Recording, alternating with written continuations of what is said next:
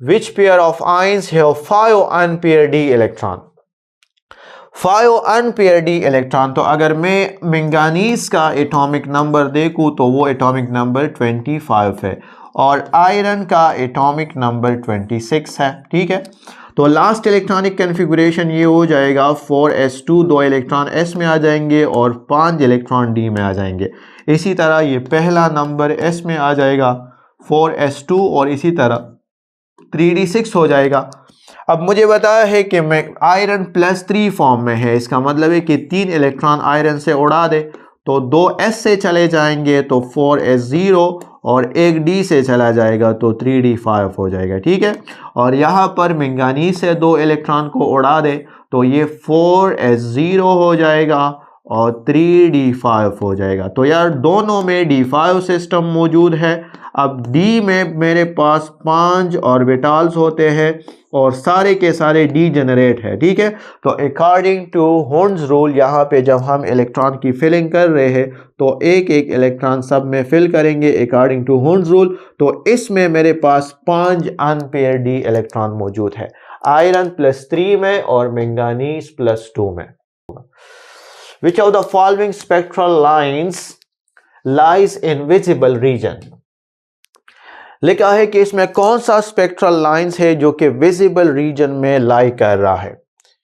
तो इसके लिए अपने पास एक शॉर्टकट नोट कर दे, जिस तरह हम लोगों ने स्पेक्ट्रम ऑफ हाइड्रोजन एटम पढ़ा था। शॉर्टकट होगा लॉफ बीवी बाकी सब इंफ्रारेड बाकी सब IR, लॉफ बीवी बाकी सब IR, जिसका मतलब है लेमन का जो सीरीज है वो यूवी रीजन में आ रहा है, यूवी। बी का मतलब होगा बाल्मर का जो सीरीज है वो मेरे पास विजिबल रीजन में आ रहा है और इसके अलावा जितने भी सीरीज होंगे वो मेरे पास इंफ्रारेड रीजन में आएंगे। सो द करेक्ट आंसर जो है वो बाल्मर सीरीज होगा। What is the magnetic quantum number for s orbital? Magnetic quantum number बताना है s ऑर्बिटल के लिए। तो मैग्नेटिक क्वांटम नंबर हमारे पास फार्मूला है 2l+1। तो अब मुझे बताया है s ऑर्बिटल है तो s ऑर्बिटल के लिए l की वैल्यू 0 होती है। ठीक है, तो इधर जरा पुट कर दे, m मेरे पास बराबर होगा 2 × 0 + 1, तो ये 0 हो जाएगा। मैग्नेटिक क्वांटम नंबर की वैल्यू s ऑर्बिटल के लिए 1 आती है। द टाटोमर ऑफ प्रोपिनोल का टाटोमर्स क्या होगा? तो चले पहले जरा इसका स्ट्रक्चर ड्रा करते हैं। प्रोप, इसका मतलब है कि 3 कार्बन है। ओके, EN का मतलब है कोई पोजीशन नहीं है तो या इधर लगा या इधर। तो चले 1 पे है तो मैंने इधर डबल बॉन्ड लगाया, इधर सिंगल लगाया। ठीक है, OL मीन OH है, कोई भी पोजीशन मेंशन नहीं है, इसका मतलब है कि ये भी हमारे पास फर्स्ट कार्बन पर ही है। OH मैंने यहां पे लगाया। अब इसको बस वैलेंसी सेटिस्फाई कर दे, 3 हाइड्रोजन इधर होंगे, यहाँ पे 3 बॉन्ड बना है, एक हाइड्रोजन इधर होगा और एक हाइड्रोजन इधर होगा। ठीक है, अच्छा अब स्टूडेंट ये जरा अगर मैं देखूं ना तो ये मेरे पास इनोल फॉर्म है, इनोल। तो जब भी इनोल बनेगा तो कीटो इनोल टॉटोमेरिज्म, क्योंकि नॉर्मली कीटो फॉर्म ज्यादा स्टेबल होता है। तो ये जो पाई बॉन्ड है मतलब हाइड्रोजन 1,3 सिस्टम के दरमियान ट्रांसफर होगा, हाइड्रोजन दोबारा इधर आएगा, पाई बॉन्ड उधर शिफ्ट हो जाएगा, तो दोनों इक्विलिब्रियम में होंगे।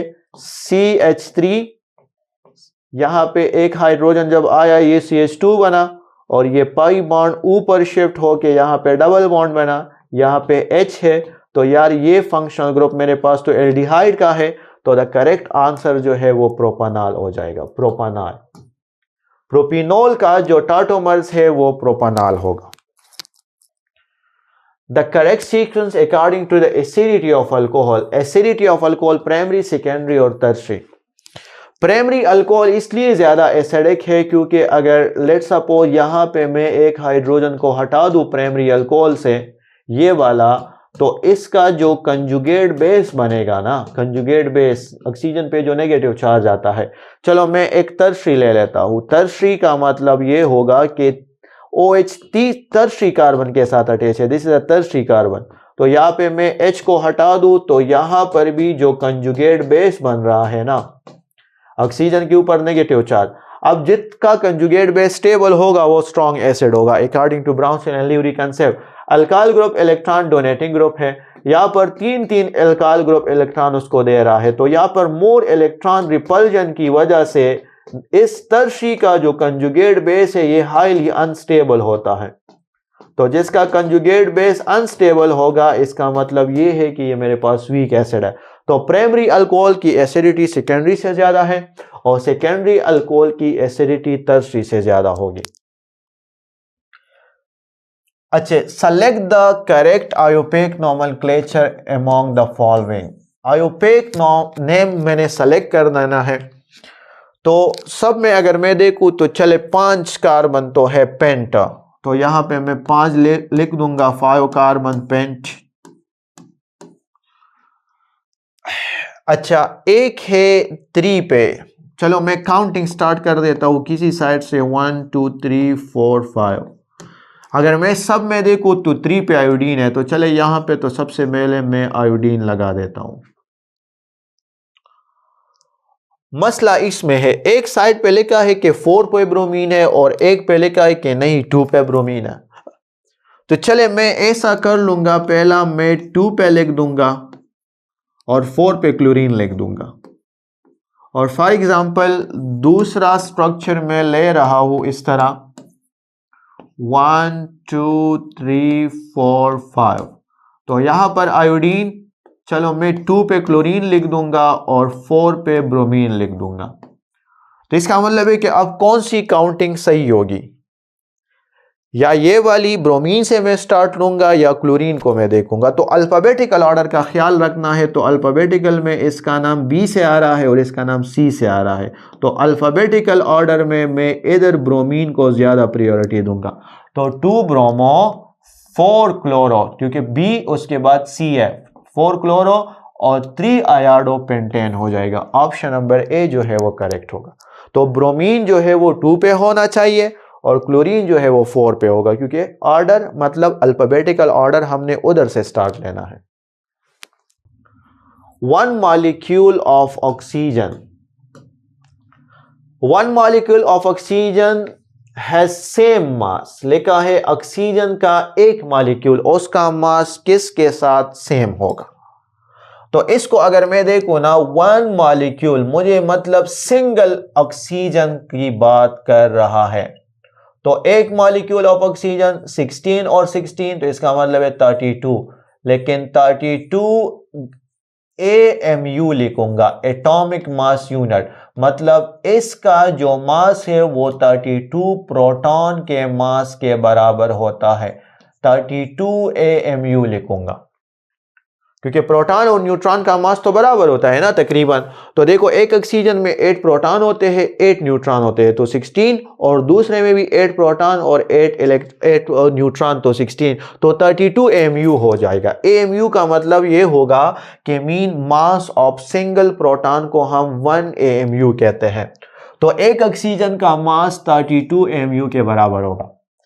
चले अब हीलियम है, तो हीलियम है मेरे पास 4, लेकिन मोल में लिखा है ना, तो 1 मोल 4 ग्राम के बराबर है, 1 मोल 4 ग्राम के बराबर है। लेकिन मेरे पास अब 8 मोल है, तो 8 मोल जो है वो मेरे पास 32 ग्राम के बराबर होगा। Atomic mass converted into gram is called mole.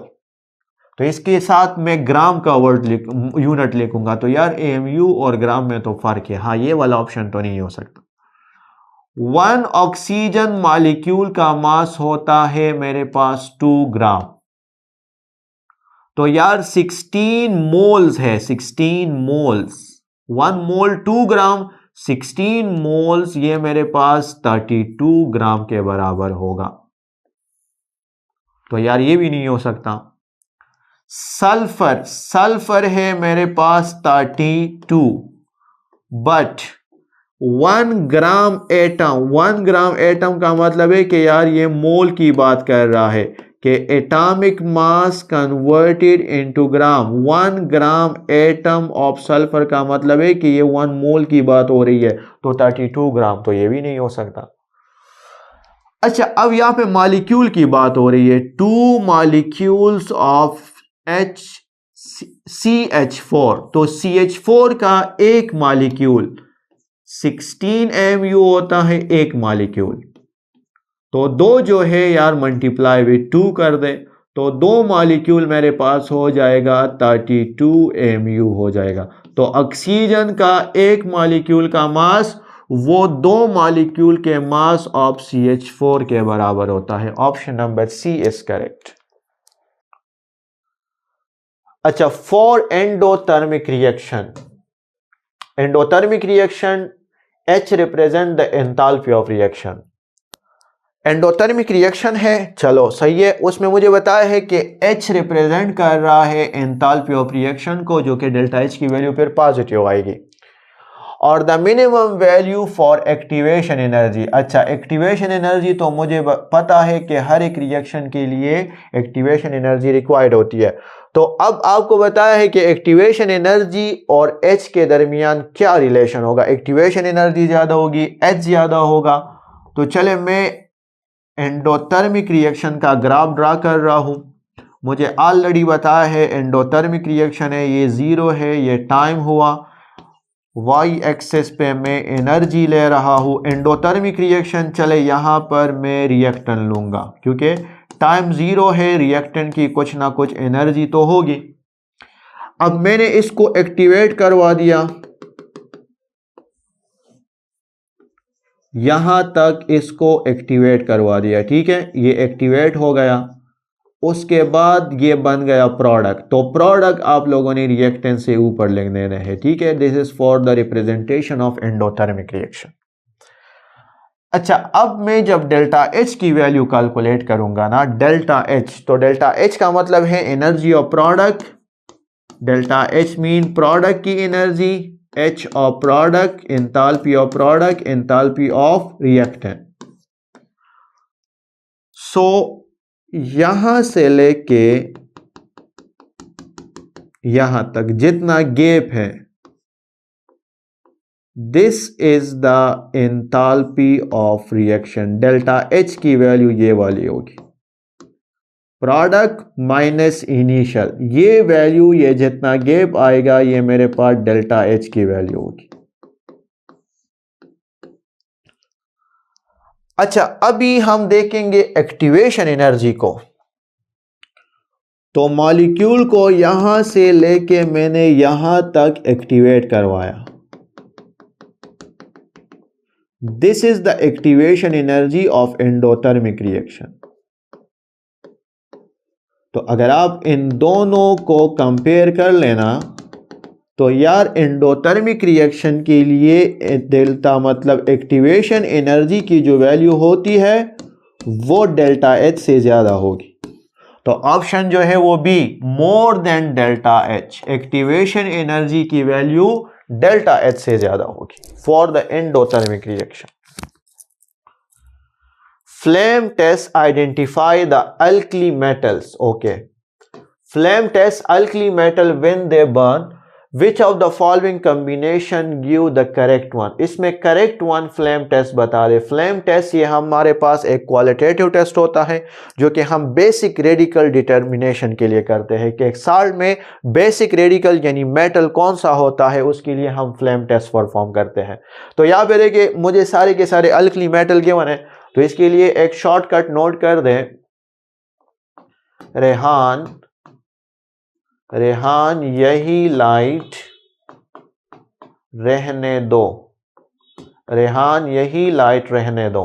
तो चले रेहान, आर से आ रहा है रेड, तो ग्रुप फर्स्ट अल्कली मेटल का पहला मेटल मेरे पास लिथियम है, लिथियम का फ्लेम टेस्ट रेड होगा, यही यही मीन येलो।